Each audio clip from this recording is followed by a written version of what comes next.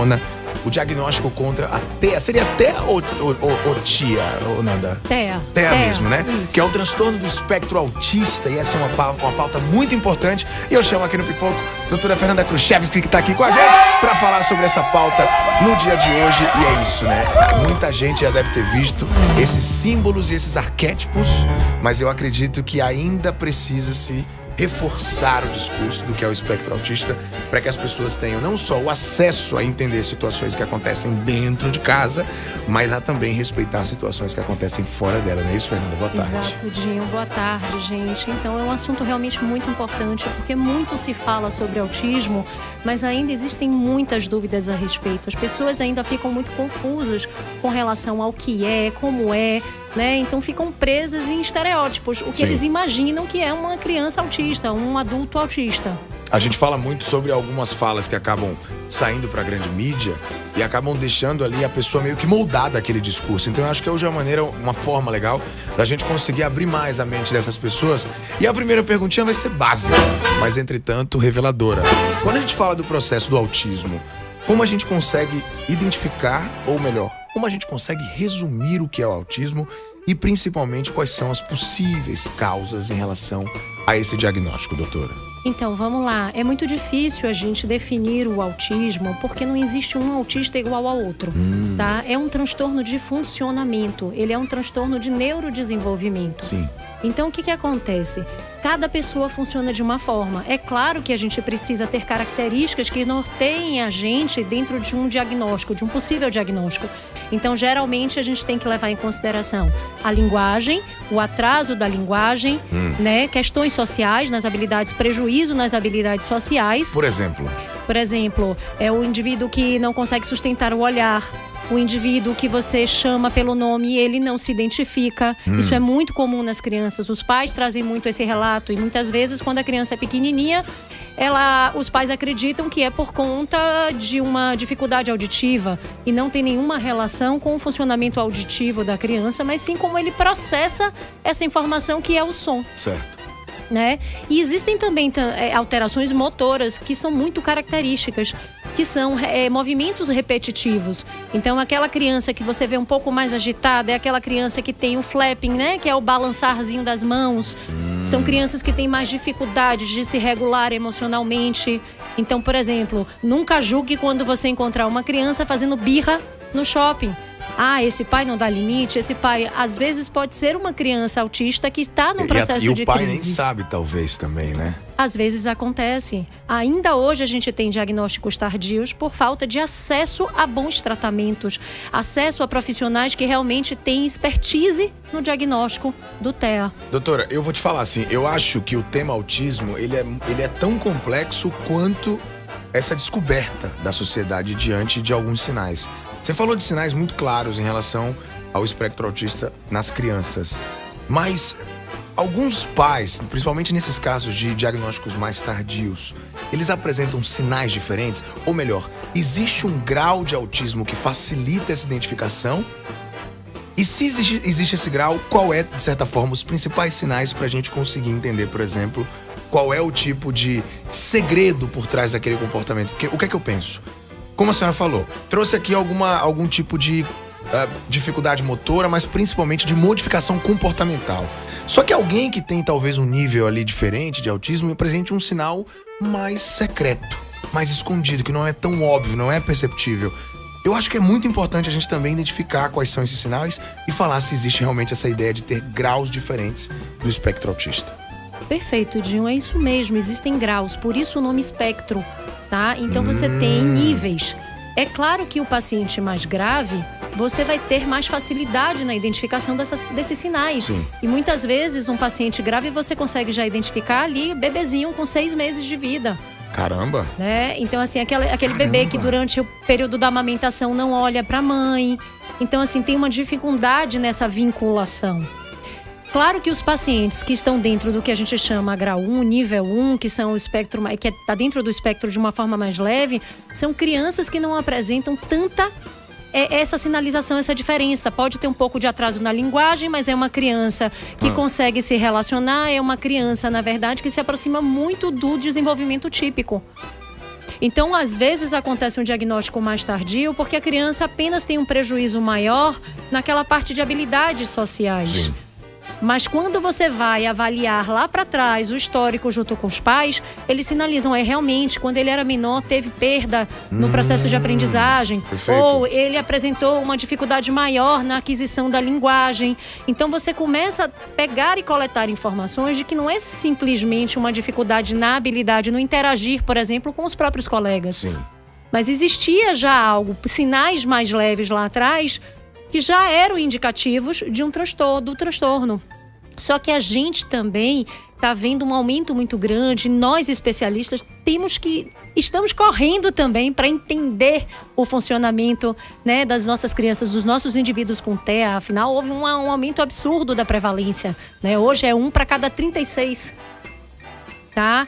Então, o que acontece? 1 para cada 36? 1 para cada 36. Caramba, esse é um dado que chama muito a atenção. Doutora, aí eu vou perguntar talvez algo que seja um pouco mais difícil de responder. E é uma dúvida muito pessoal, assim, né? Eu conheci, inclusive, uma história muito legal lá no programa da Eliana, do Felipe Valentim, que é um rapaz que viralizou na internet por adotar uma criança que, de certa forma, era refugiada. E ele revela que ele era autista, ele fala sobre isso, sobre o processo dele. E de verdade, naquele momento eu entendi, caramba, não é tão simples o processo de identificação, mas é possível se viver em sociedade e talvez ter ali dentro, obviamente, de onde você se identifica nesse espectro, a condição de se relacionar e de quebrar algumas místicas. Só que quando a gente fala sobre esse processo, por exemplo, da prevalência e de um dado como esse, 1 a cada 36, a minha curiosidade pessoal, e que eu acho que pode ser a de muita gente, é: por que esses números, ou por que nós estamos vendo o autismo, o espectro autista, muito mais presente na sociedade? A gente vivia, talvez, diagnósticos equivocados antes, ou realmente aconteceu algum tipo de mudança social que acabou trazendo essa consequência, digamos assim, com o aumento? É um conjunto de fatores, Dinho. É muito importante essa sua pergunta, porque sim, é extremamente possível de trazer esses indivíduos para dentro da sociedade. Sim. E essa é a nossa luta diária e constante de inclusão. Mas inclusão efetiva, que são as crianças que estão dentro de escolas regulares, são crianças que estão dentro das atividades regulares, e que crianças típicas possam conviver sim com essas nossas crianças dentro das possibilidades deles, né? O porquê do aumento do diagnóstico são vários fatores. A gente sabe hoje que uma das maiores causas do TEA se deve a questões genéticas, mas também como essa predisposição genética, ela vai se manifestar ou não devido ao ambiente em que a criança se encontra. Caramba. Então, assim, é uma conjunção de fatores. Não é que o ambiente ele vai causar autismo, mas ele pode acelerar por uma questão de predisposição. Eu posso pedir um parêntese importante? Pode. Eu queria falar um pouco sobre esses ambientes, porque é isso. Eu acho que é a curiosidade de muita gente, e quando a gente entende um dado como esse, eu acredito que observar que o seu ambiente pode ser responsável ao desenvolvimento do espectro autista e, de certa forma, elevar ali o grau, né, de autismo com dificuldades maiores para essa criança, talvez dê aí uma condição de todos os pais e mães entenderem que, independente de ter sintoma ou não, a gente pode colaborar para ter um ambiente melhor para essa criança, acredito. Perfeito, a gente precisa estimular. A tecnologia, ela veio para ficar, ela modificou completamente as nossas vidas, Sim. mas ela traz muitas coisas ruins. Então, por exemplo, crianças muito pequenas que têm acesso somente à tela, é muito prejudicial. Criança precisa de estimulação, a criança ela precisa ir para o tapetinho no chão, para ela desenvolver as habilidades motoras. A criança ela precisa se relacionar com o adulto para que ela, pelo modelo, aprenda suas habilidades de linguagem, aprenda suas habilidades sociais, suas Sim. habilidades emocionais. Sim. Então, quando você tem, por exemplo, um ambiente que é um ambiente onde essa criança não é estimulada o suficiente, onde essa criança, por exemplo, não é alimentada da forma correta, é claro que isso também vai trazer prejuízos. E independente da criança ser autista ou não, se ela está apresentando atraso no neurodesenvolvimento, a gente precisa estimular. E hoje a gente já tem uma dificuldade maior porque as crianças elas são mais restritas, os ambientes são mais restritos. Antes a gente brincava na rua, Perfeito. né? A gente ia pra rua, a gente corria. Hoje as crianças elas estão presas. Elas têm agendas de presidentes, eu fico brincando, né? Muito Que é bom. muitas atividades. E a Exato. hora do brincar? O brincar é extremamente importante para que elas desenvolvam todas essas habilidades. Então Mas elas eu vou precisam te ser falar, estimuladas. é muito doido isso, porque a gente percebe que essa evolução social que a gente chama muitas vezes, ela não é tão evolutiva assim, né? E às vezes ter atividades que são, de certa forma, conhecidas pelas gerações passadas, faz com que a gente entenda talvez hoje o quanto aquilo era benéfico para o ser humano ser humano. É exatamente esse o grande ponto, porque esse é um problema que a gente observa como algo muito recente, muito novo, mas essa prevalência, a quantidade muito grande de casos na sociedade desperta na gente assim também o ponto de atenção. A gente tá com a Alexandra aqui, que é mãe de um jovem autista, mandando mensagens pra gente aqui na rádio. E aí eu fico me perguntando, doutora, como a gente pode, de certa forma, ter o diagnóstico precoce, primeiro entendendo o quanto isso ajuda e qual é o passo que o pai ou a mãe deve fazer nesse momento, se ouvindo os sintomas, os sinais que você trouxe com muita clareza aqui durante o nosso papo, no seu filho, na sua filha, ele deve fazer de imediato. Quanto antes for diagnosticado, melhor. A gente preconiza, a ciência preconiza intervenção precoce, por conta da neuroplasticidade cerebral. A gente nasce com muito mais neurônios, conexões neuronais do que a gente realmente necessita na vida. Sim. Quanto mais a gente estimula, mais essas conexões elas vão sendo formadas. E com isso o indivíduo desenvolve as habilidades que são fundamentais, como a gente falou, da linguagem, habilidades sociais, emocionais. Então, quanto antes esse indivíduo é colocado em terapia, quanto antes ele for estimulado da maneira correta, então se é uma criança que começa a apresentar uma dificuldade de interação, é importante que você coloque para o profissional que o acompanha, e normalmente a porta de entrada são os pediatras. Então, geralmente as crianças elas são acompanhadas por pediatras. Falem das suas dúvidas, a gente precisa sempre validar. Vocês aqui estão ali no dia a dia com a criança, vocês convivem com ela o tempo inteiro. Olhe para sua criança, veja os comportamentos, veja com outras crianças, avalie o processo de linguagem, se ela está conseguindo se comunicar, se não está, se ela está olhando para você na hora que você convoca ela, que você chama. Então isso é muito importante. É importante que os pais olhem para seus filhos e procurem ajuda especializada o quanto antes. Isso faz uma diferença absurda em termos de futuro, de prognóstico, de como essa criança vai se desenvolver. Caramba, obrigado, doutora, pelo esclarecimento. Muito importante falar disso. Eu acho que de verdade, assim, a gente sempre recomenda a Clivale como o nosso ponto de apoio quando a gente fala sobre esse processo de encontrar um especialista devido. São mais de 40 especialidades médicas. A indicação que a gente faz para você é exatamente essa, clivalemais.com.br.